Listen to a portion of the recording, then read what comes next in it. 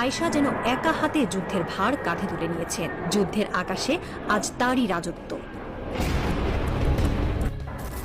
2013 সালে পাকিস্তান বিমান বাহিনীর প্রথম নারী ফাইটার পাইলট হিসেবে মনোনীত হন আয়েশা। তার যাত্রা শুরু হয়েছিল একান্তই ব্যক্তিগত সংগ্রাম থেকে। ছোটবেলা বাবাকে হারান, মায়ের হাতে একা।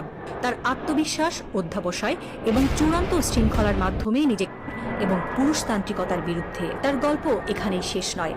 পাকিস্তানের সামরিক সূত্রগুলো বলছে তাকে এখন একটি বিশেষ টাস্ক ফোর্সে অন্তর্ভুক্ত করা হয়েছে, যার মিশন আগামী 6 মাসের মধ্যে সীমান্তের আয়েশা যেন যুদ্ধে প্রবেশ করে এক অন্য জগতে।